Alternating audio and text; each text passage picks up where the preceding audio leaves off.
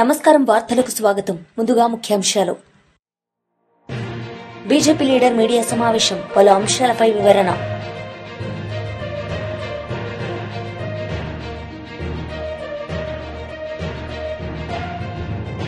రాష్ట్ర అధికార ప్రతినిధి జూపూడి ప్రభాకర్ రావు ప్రెస్ మీట్, పలు అంశాలపై వివరణ. మాజీ MLA Kethireddy Venkatramireddy press meet నిర్వహించారు. ఈ సందర్భంగా పలు అంశాలపై ఆయన మాట్లాడారు. ఆధారంగానే చేసుకుంటా పోతా అంటే ఇంకెవడే కానీ ఉండలేరు అనమాట. నేను ఇంతకుముందు చెప్తున్న విధంగానే జడ్జి దగ్గర ఉండాల్సిన రిపోర్టు, సిట్ కాన్ఫిడెన్షియల్గా మెయింటైన్ చేయాల్సిన రిపోర్టు ఒక వారం ముందరే ఈ రెండు పేపర్లలో ఏ విధంగా వస్తున్నాయి. వీళ్ళు ఎవరైతే దోషిగా చెప్తారో అతన్ని పేపర్లలో వచ్చే దోషిగా చెప్తారో అదే సిట్ రిపోర్ట్లో వస్తుంది. ఇంకెక్కడుందంటారు దీంట్లో? సో ఈ సిట్కు ఏమాత్రం క్రెడిబిలిటీ లేదు. ఖచ్చితంగా పెట్టే దొంగ కేసులే. మీరు బాగా చూసినారు అంటే ఇప్పుడు ఏవైతే ఉన్నాయో ఈ లిక్కర్ సంబంధించి, డిస్టిలరీస్కి సంబంధించి ఏ డిస్టిలరీ కూడా జగన్మోహన్ రెడ్డి వైఎస్ఆర్ కాంగ్రెస్ పార్టీ ఉన్నప్పుడు మేము ఎవరు పర్మిషన్ ఇవ్వలేదే. ఆ డిస్టిలరీస్ పర్మిషన్ ఇచ్చినదంతా చంద్రబాబు నాయుడే. మరి సరే, డిస్టిలరీస్ నుంచి ఈ విధంగా అవకతవకలు జరిగినాయి, బలవంతంగా ఉన్నారు. సో దీనిలో డిస్టిలరీస్ కూడా భాగస్వాములు అయినప్పుడు వాళ్ళ మీద ఎందుకు కేసులు పెట్టలేదు? ఈ మందు సరఫరా చేసిన ఆల్ ది డిస్టిలరీస్ వీళ్ళ మీద ఎందుకు కేసు పెట్టడం లేదు? సో దీన్ని ఏదో విధంగా ఎస్టాబ్లిష్ చేయాలని కొంతమంది ఆఫీసర్లను బెదిరించి వాళ్ళని అప్రూవల్ అని ఏదేదో కథనాలు చూస్తున్నాం. డెఫినెట్గా చట్టం ముందు ఉండేది, ఆ చట్టానికి అనుకూలంగా చట్టం ముందర నిలబెట్టి ఖచ్చితంగా మేము ఫైట్ చేస్తాము. ఖచ్చితంగా నిర్దోషులుగా ఈ కేసు నుంచి అందరూ బయటకు వస్తారు.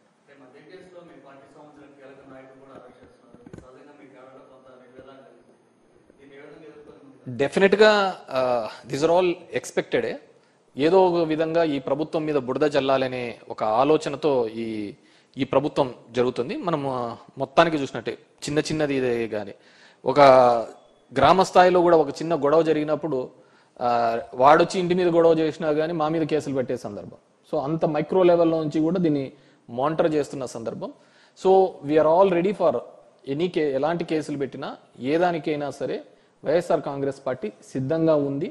ఎటువంటిదైనా సరే చట్ట ప్రకారం ఏమో వాటిని ఎదుర్కోగలుగుతాము. డెఫినెట్గా ఎవరెవరైతే దీనిలలో భాగస్వాములు అవుతున్నారో, దీనిలో అంత ఉత్సాహంగా చేస్తున్నారో, రాబోయే కాలంలో దాన్ని ఖచ్చితంగా అనుభవించి తీస్తారు.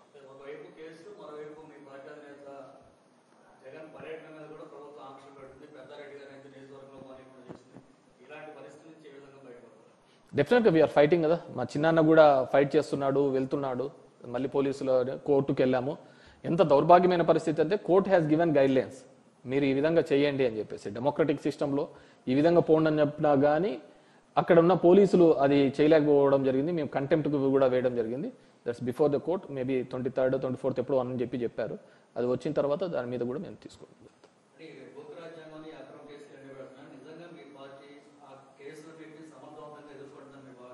డెఫినెట్గా వీఆర్ ఫైటింగ్ ఫర్ ద ఏ కేసుకైనా భయపడుతున్నాం కదా. మీరు సింపుల్, మీరెంత అనగదొక్కాలని చూస్తూ ఉంటే ప్రతిపక్ష పార్టీలను అనగదొక్కాలని చెప్పేసి ఈరోజు కూటమి ప్రభుత్వం చేస్తే దానికి మూడింతలుగా మేము బౌన్స్ బ్యాక్ అవుతున్నాం. ఈరోజు జగన్మోహన్ రెడ్డి గారికి వెళ్తే వచ్చే జనాలే, ఆ క్రౌడే దానికి నిదర్శనం. దీంట్లో ఎటువంటిది లేదు. ఈరోజు చూసినారు అంటే జనాలు ప్రతి సందర్భంలో కూడా రైతు అనే వ్యక్తి గిట్టుబాటు ధర లేక ఇబ్బంది పడుతున్నాడు. మాకు ఎప్పుడు ఉండేది ఇదే, వర్షాకాలంలో రావాల్సిన వానలు ఎండాకాలంలో వచ్చినాయి. రైతులు పరిస్థితి చూస్తే చూడు, ఒక రైతు ఇబ్బంది పడుతున్నాడని పరిస్థితి ఉంటే ఈరోజు నిన్న చూసినారంటే 600 రూపాయలు ఒక టికెట్ రేటు పెంచి ఇచ్చిన సందర్భం చూస్తున్నాం. అదే 600 రూపాయలు లేకుంటే రైతు గిట్టుబాటు ధర మీద వీళ్ళు ఆలోచించవచ్చు కదా. కానీ ఏ పార్టీ కూడా జనం కోసము, ప్రజల కోసం ఆలోచిస్తున్న పరిస్థితి ఈరోజు పాలకపక్షం చూడటం లేదు, కూటమి చూడటం లేదు. డెఫినెట్గా వాళ్ళు బాగా జడ్జి చేయగలుగుతారు ఎవరిని ఏ విధంగా చేయాలని. డెఫినెట్గా రాబోయే కాలంలో వాళ్ళందరి మీద కూడా ప్రజలు ఒక తీర్పుని ఇవ్వబోతున్నారు.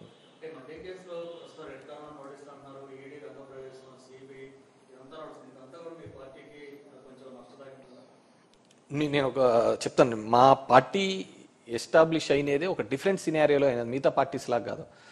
మా నాయకుడిని 16 నెలలు జైల్లో పెట్టారు. ఆస్తులు అప్పుడు కూడా ఈడీను, సిబిఐ, సోనియా గాంధీ గారు సీజ్ చేశారు. మీ బౌన్స్ బ్యాక్ కదా, ఎన్నికి రిటర్న్ అయినాం కదా. సేమ్ ఇంతకు మూడింతలుగా రిటర్న్ అవుతాము. ఖచ్చితంగా కూడా వైఎస్ఆర్ కాంగ్రెస్ రాసి పెట్టుకోండి, 2029లో పోయినసారి వచ్చిన మెజార్టీ కంటే అత్యధిక మెజార్టీతో రాబోతున్నాం.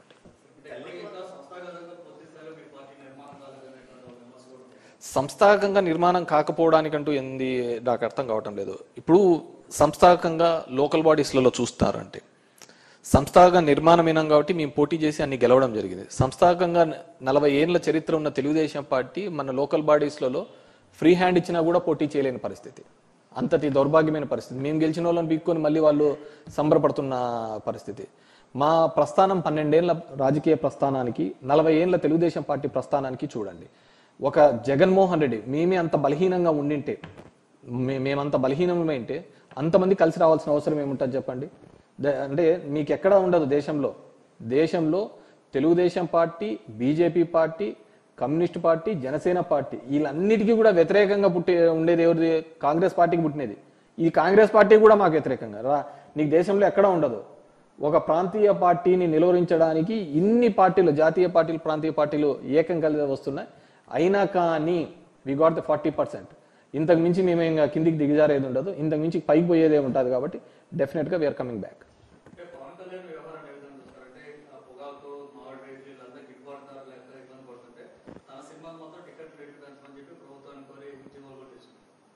పవన్ కళ్యాణ్ తన మీటింగ్స్లోనే చెప్పాడు, హీఈస్ నాట్ అడ్మినిస్ట్రేటర్, నేను పాలన చేయలేను, పాలనకు పనికిరాను, నేను ఏదన్నా ఉంటే గలాటలు చేయడానికి, పోరాడడానికి మాత్రమే పనికొస్తానని చెప్పేసి చెప్పడం జరిగింది. అతన్ని ఒక టూల్గా, ఒక ఆయుధంగా మాత్రమే తెలుగుదేశం పార్టీ వాడుకోవడం జరిగింది. సో అడ్మినిస్ట్రేషన్లో అతనే చెప్పడం జరిగింది తన రోల్ ఏమీ లేదు అని, ఏదన్నా కానీ పోరాటాలు దానికి అని చెప్పేసి. సో తన గొంతును, తనకున్న ఆ సినిమాకున్న క్రేజ్ని మాత్రమే తెలుగుదేశం పార్టీ వాడుకొని ఆ రోజు సక్సెస్ కావడం జరిగింది. ఈ రోజు పవర్లో ఉన్నాడు కాబట్టి తెలుగుదేశం పవన్ కళ్యాణ్ యొక్క బలహీనత కూడా వాళ్ళ నమ్ముకున్న ఫ్యాన్స్కి, వాళ్ళందరికీ కూడా అర్థమైంది. కాబట్టి డెఫినెట్గా హీఈస్ గోయింగ్ టు బి జియో. ఇలా చాలా మంది అన్నారు, వచ్చాము, డెఫినెట్గా కూడా రేపు కూడా రాబోతున్నాం. బీఆర్ఎస్ పార్టీ లీడర్ మీడియా సమావేశం నిర్వహించారు. ఈ సందర్భంగా పలు అంశాలపై ఆయన మాట్లాడారు. 15 టీఎంసీలు అని చెప్పి, చెన్నైకి నీళ్ల కోసం అని చెప్పి, తాగునీరు కోసం అని చెప్పి దాన్ని 20 టీఎంసీలు చేసి ఈరోజు ఆ కాలువ మీదకి తీసుకుపోయేటువంటి నీళ్లని అక్రమ ప్రాజెక్టులు అవతల దాదాపు వేటికి పర్మిషన్స్ లేవు. 350 టీఎంసీల కెపాసిటీ కలిగిన రిజర్వాయర్లు కట్టుకున్నారు.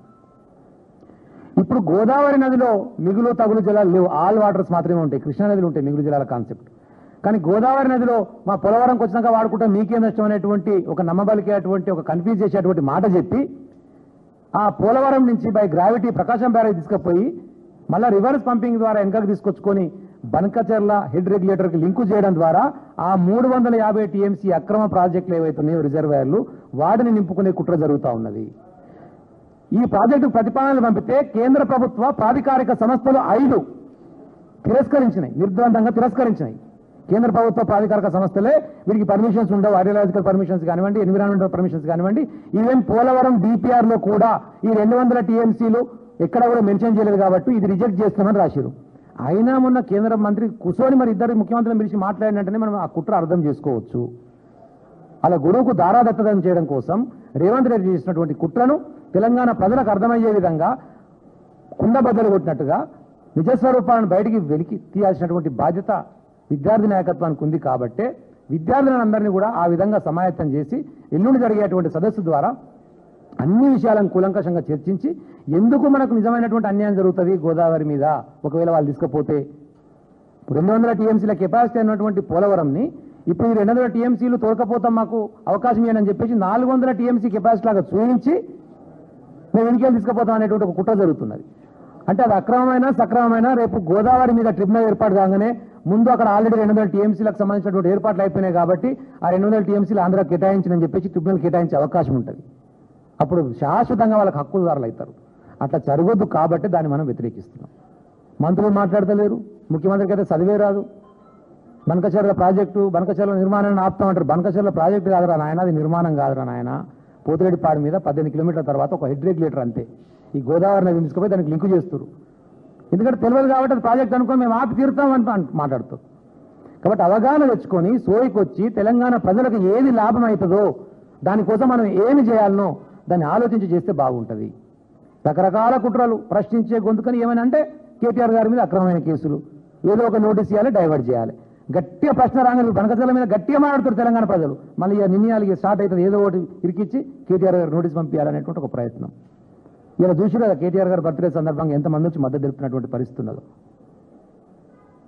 ఎన్ని కుట్రలు చేసి మీరు అణిచివేసే ప్రయత్నం చేస్తా అన్నా విద్యార్థి నాయకత్వం కానీ మా అధినాయకత్వం కానీ భయపడడానికి ఎవరు కూడా సిద్ధంగా లేరు. మీ తాటాకు చెప్పులకు ఎవరు భయపడరు.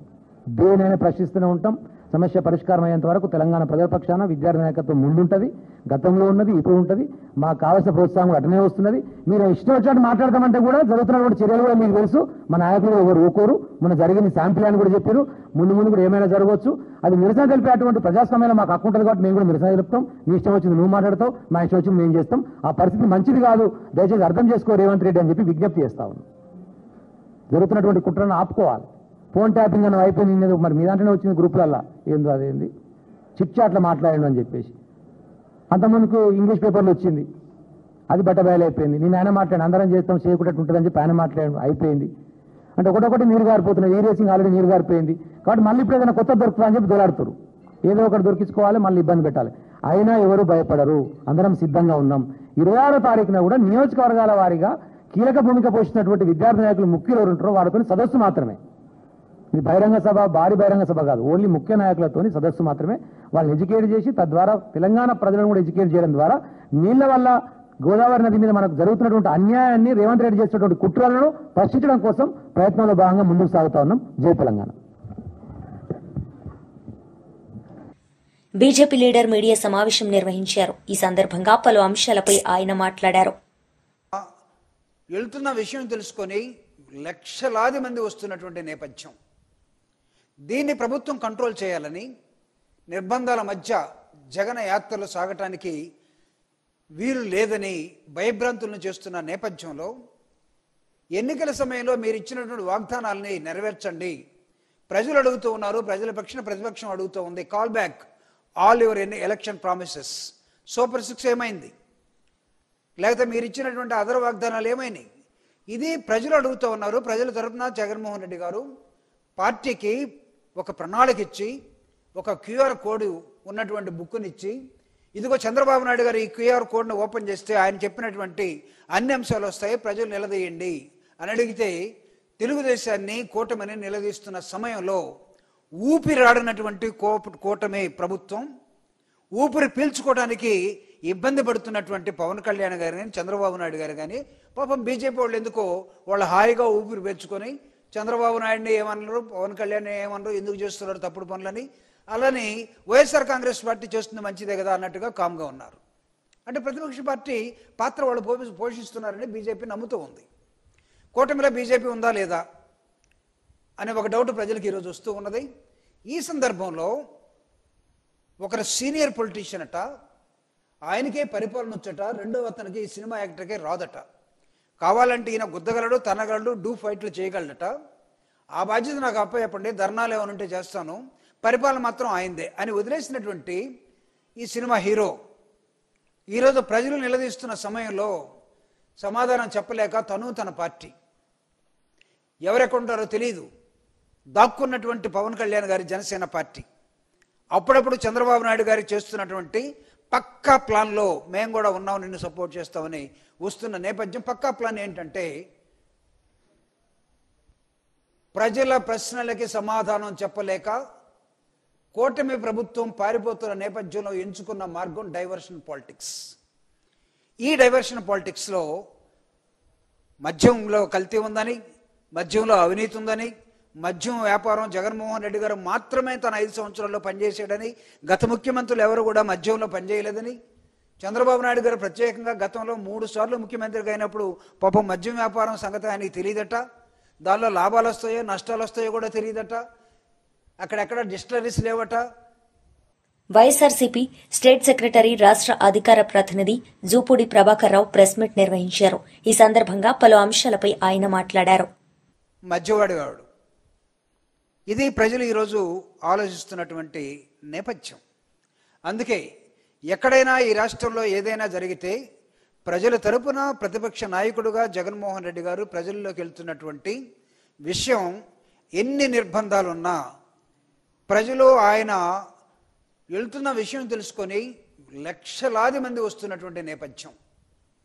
దీన్ని ప్రభుత్వం కంట్రోల్ చేయాలని నిర్బంధాల మధ్య జగన్ యాత్రలు సాగటానికి వీలు లేదని భయభ్రాంతులను చేస్తున్న నేపథ్యంలో ఎన్నికల సమయంలో మీరు ఇచ్చినటువంటి వాగ్దానాలని నెరవేర్చండి, ప్రజలు అడుగుతూ ఉన్నారు, ప్రజల పక్షాన ప్రతిపక్షం అడుగుతూ ఉంది, call back all your election promises. Super 6 ఏమైంది, లేకపోతే మీరు ఇచ్చినటువంటి అదర్ వాగ్దానాలు ఏమైనాయి, ఇది ప్రజలు అడుగుతూ ఉన్నారు. ప్రజల తరపున జగన్మోహన్ రెడ్డి గారు పార్టీకి ఒక ప్రణాళిక ఇచ్చి, ఒక క్యూఆర్ కోడ్ ఉన్నటువంటి బుక్నిచ్చి, ఇదిగో చంద్రబాబు నాయుడు గారు ఈ క్యూఆర్ కోడ్ను ఓపెన్ చేస్తే ఆయన చెప్పినటువంటి అన్ని అంశాలు వస్తాయి, ప్రజలు నిలదీయండి అని అడిగితే తెలుగుదేశాన్ని కూటమిని నిలదీస్తున్న సమయంలో ఊపిరాడినటువంటి కూటమి ప్రభుత్వం, ఊపిరి పీల్చుకోవడానికి ఇబ్బంది పడుతున్నటువంటి పవన్ కళ్యాణ్ గారు కానీ చంద్రబాబు నాయుడు గారు కానీ పాపం బీజేపీ వాళ్ళు ఎందుకో వాళ్ళు హాయిగా ఊపిరి పీల్చుకొని చంద్రబాబు నాయుడిని ఏమన్నారు, పవన్ కళ్యాణ్ ఏమన్నారు, ఎందుకు చేస్తున్నారు తప్పుడు పనులని, అలాని వైఎస్ఆర్ కాంగ్రెస్ పార్టీ చేస్తుంది మంచిదే కదా అన్నట్టుగా కామ్గా ఉన్నారు. అంటే ప్రతిపక్ష పార్టీ పాత్ర వాళ్ళు పోషిస్తున్నారని బీజేపీ నమ్ముతూ ఉంది. కూటమిలో బీజేపీ ఉందా లేదా అనే ఒక డౌట్ ప్రజలకు ఈరోజు వస్తూ ఉన్నది. ఈ సందర్భంలో ఒకరు సీనియర్ పొలిటీషియన్ అట, ఆయనకే పరిపాలన వచ్చట, రెండో అతనికి ఈ సినిమా యాక్టర్కే రాదట, కావాలంటే ఈయన గుద్దగలడు, తనగలడు, డూ ఫైట్లు చేయగలడట, ఆ బాధ్యత నాకు అప్పచెప్పండి, ధర్నాలు ఏమనుంటే చేస్తాను, పరిపాలన మాత్రం ఆయనదే అని వదిలేసినటువంటి ఈ సినిమా హీరో ఈరోజు ప్రజలు నిలదీస్తున్న సమయంలో సమాధానం చెప్పలేక తన పార్టీ ఎవరెక్కడుంటారో తెలియదు దాక్కున్నటువంటి పవన్ కళ్యాణ్ గారి జనసేన పార్టీ అప్పుడప్పుడు చంద్రబాబు నాయుడు గారి చేస్తున్నటువంటి పక్కా ప్లాన్లో మేము కూడా ఉన్నాం, నిన్ను సపోర్ట్ చేస్తామని వస్తున్న నేపథ్యం. పక్కా ప్లాన్ ఏంటంటే ప్రజల ప్రశ్నలకి సమాధానం చెప్పలేక కూటమి ప్రభుత్వం పారిపోతున్న నేపథ్యంలో ఎంచుకున్న మార్గం డైవర్షన్ పాలిటిక్స్. ఈ డైవర్షన్ పాలిటిక్స్లో మద్యంలో కల్తీ ఉందని, మద్యంలో అవినీతి ఉందని, మద్యం వ్యాపారం జగన్మోహన్ రెడ్డి గారు మాత్రమే తన 5 సంవత్సరాల్లో పనిచేసాడని, గత ముఖ్యమంత్రులు ఎవరు కూడా మద్యంలో పనిచేయలేదని, చంద్రబాబు నాయుడు గారు ప్రత్యేకంగా గతంలో వార్తలు ముగించే ముందు ముఖ్యాంశాలు మరోసారి. బీజేపీ లీడర్ మీడియా సమావేశం, పలు అంశాలపై వివరణ.